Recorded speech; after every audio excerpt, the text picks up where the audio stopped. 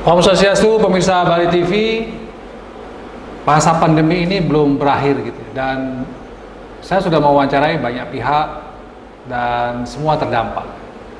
Nah, mungkin yang belum sempat kita ungkap adalah bagaimana jasa konstruksi di masa pandemi. Jasa konstruksi itu mungkin terpengaruh atau tidak, terdampak atau tidak.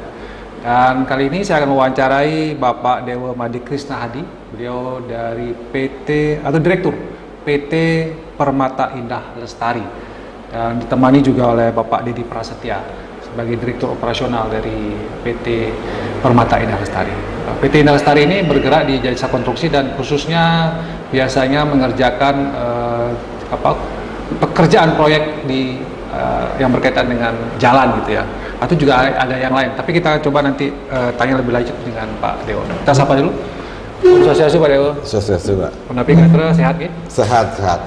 Tetap yang penting sehat dulu nih. Yang penting sehat dulu Pak. Pertanyaan yang kedua adalah terdampak tidak dari jasa konstruksi. Ya. Gimana Pak Dewa bisa menceritakan, mungkin bisa curhat atau gimana kondisi jasa konstruksi, terutama Permata Indah Lestari? Begini Pak, kami sebagai perusahaan di bidang jasa konstruksi PT Permata Indah Lestari sangat-sangat berdampak terhadap pandemi yang berlangsung sekarang ini ya, COVID. Kenapa? Karena kan kami adalah perusahaan yang bergerak di proyek-proyek pemerintah Pak. Dalam hal ini di saat pandemi ini anggaran pemerintah sama sekali tidak ada kan untuk melaksanakan proyek-proyek konstruksi jalan, jembatan maupun pekerjaan lainnya yang sesuai dengan bidang kami. Seperti Bapak ketahui, kami ini kan perusahaan yang proses produksinya itu dari hulu ke hilir Pak. Jadi dari memang dari bahan baku mentah kita proses di pabrik sampai kita kerjakan di lapangan di proyek. Sehingga begitu tidak dapat pekerjaan di tahun ini, otomatis semua itu berhenti Pak. Berhenti semua. Jadi dari klaster lah, dari klaster kami, dari kuari kami, petani dan pemilik lahan tuh otomatis tidak ada pemasukan. Terus ke pabrik juga kami di AMP atau di basing plant terpaksa kami liburkan dan karyawan pun juga tidak bisa dirumahkan. Di proyek begitu juga sub-sub ahli yang melaksanakan pekerjaan kami, buruh, mandor lain itu juga tidak ada kerjaan juga karena kami nggak punya kan, sehingga mereka juga tidak ada kerjaan. Jadi otomatis semua terpengaruh lah Pak. Iya. Di masa sekarang ini. Semua terpengaruh karena penyebab utamanya tidak ada lagi proyek yang berjalan gitu. Betul. Memang apakah ada proyek sebenarnya mungkin sebelum pandemi kemudian dibatalkan, atau memang dari awal tahun memang belum ada sampai proses lelang atau gimana? Kalau kami kebetulan sempat ada proyek yang sudah memang dilelangkan tapi dibatalkan oleh pemilik proyek, yaitu di tingkat dengan 1 dengan alasan memang tidak ada dana. Tempat tingkat 1 ada, di tingkat 2 juga ada, kabupaten kota juga tidak ada dana Pak. Pernah kita sudah pernah ikut lelang ya, kita ada proses lelangnya, cuma dibatalkan ya, karena tidak ada dananya. Menyakitkan Pak ya? Menyakitkan Pak. Benar-benar rasanya menyakitkan ya. Pak Dedi mungkin bisa membantu Pak Dedi, gimana kabar posisi perusahaan jasa konstruksi? Mungkin ada perumahan karyawan, berapa orang yang dirumahkan ini dari? Kalau kita itu sekitar 100-an lebih lah yang dirumahkan Pak ya? Itu dari level kita dari kantor, terus dari transportnya, dari alat beratnya, dari mekaniknya, dari pabriknya, dari kuerinya, pengambilan bahan mentah, 100-an lebih Pak. Jadi istilahnya kita sebetulnya masih agak menahan ketika mengharapkan masih ada proyek yang keluar. Bisa dikatakan yang paling terakhir kita. Jadi PIL ini paling terakhir ya, Permata Indah Lestari ini masih bertahan gitu ya. Tapi ketika lama-lama jadi semakin berat, mau nggak mau pilihan terakhir harus merumahkan karyawan.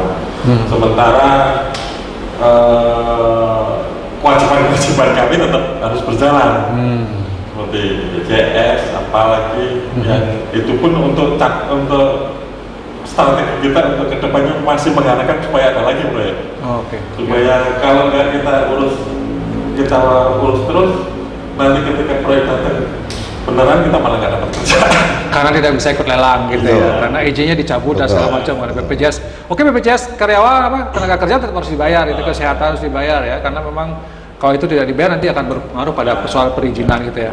Jadi semakin berat ini ceritanya kan. Bantuan tetap. Ya. Terus Baik. taruhlah dari segi PLN itu membayar listrik, tidak ada insentif untuk Tidak ada insentif ya, untuk kegiatan kita yang tidak ada kegiatan tetap aja bayarnya. Mungkin kita berharap ada potongan apa gitu sehingga kita juga sama-sama bisa akan bisa bernafas panjang. Betul, betul. Baik, saya kembali ke Pak Dewa. Pak Dewa, kalau misalnya kondisi ini, kan ini sudah kita memasuki bulan ke-9 ya, masih ada 3 bulan lagi gitu ya.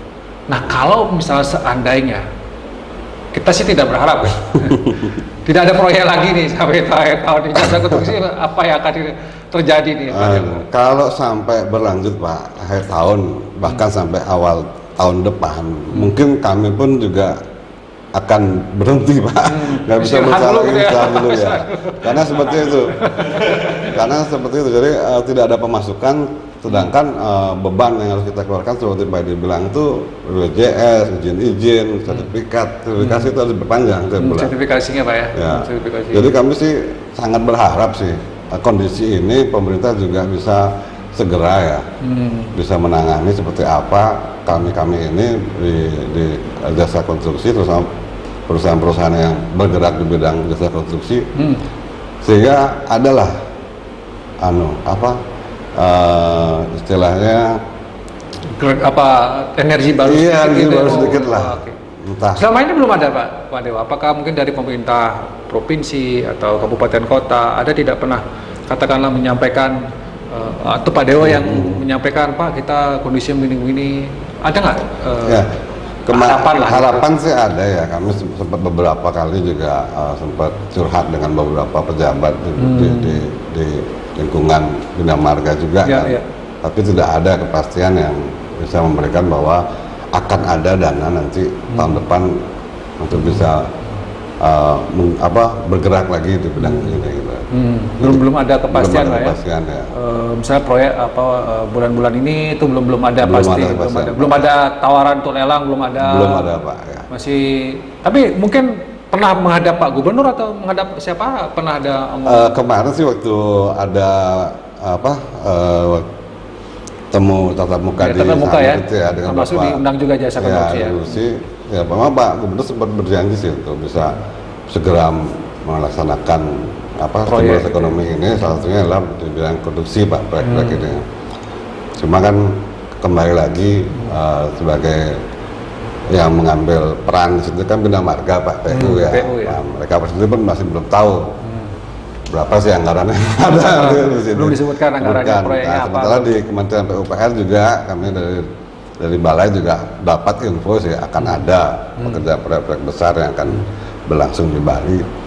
Cuma sampai sekarang pun kami juga belum bisa 100% mendapatkan kepastiannya bahwa berapa sih nilai proyek yang akan kita kerjakan di tahun depan. Ya. Semoga lah itu memang tidak berupa janji-janji Pak ya, tapi Tidak hanya bisa janji. terrealisasi lah. Harapannya itu bisa segera Harapannya direalisasikan, itu. karena kalau Betul, tidak akan luar biasa dampaknya. Betul. Pak Dedi mungkin bisa membantu kita Pak Dedi menggambarkan sebenarnya jasa konstruksi seperti PT Permata Indah Lestari ini mulai tenaga kerjanya itu dari mulai level apa sampai level apa itu adanya sampai gimana Pak Dedi? Kalau di kita mulai S1, D3, SMA, SMK, bahkan SMP, SD pun Bahkan ada yang nggak sekolah juga yang bisa sekolah. bekerja ya Pak jasa Bisa konstruksi. bekerja.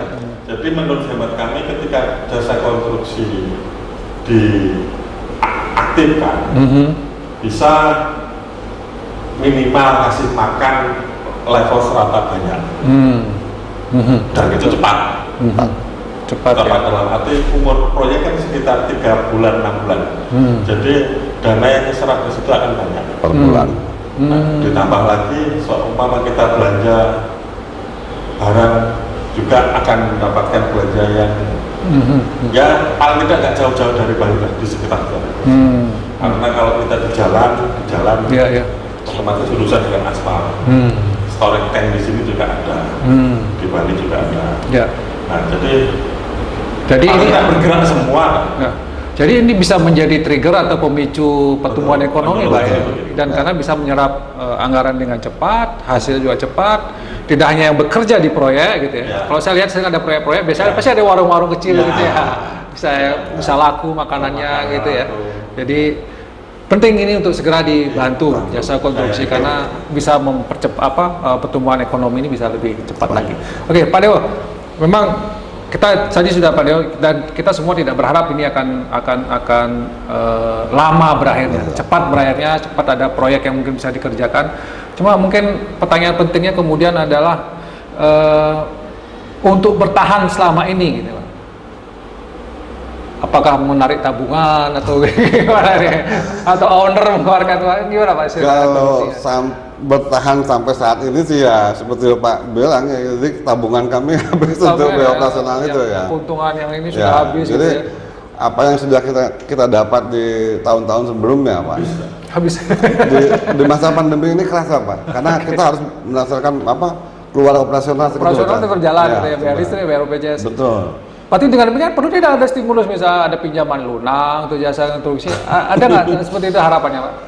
Harapan sih ada Pak. Untuk modal awal misalnya. Ya, harapan sih ada. Kalau semua ada program-program yang bisa mempermudah kami sebagai pengusaha jasa konstruksi lah, kami sih berharap juga. Tapi sampai sekarang belum ada cerita ke sana Pak ya? Nggak ada Pak.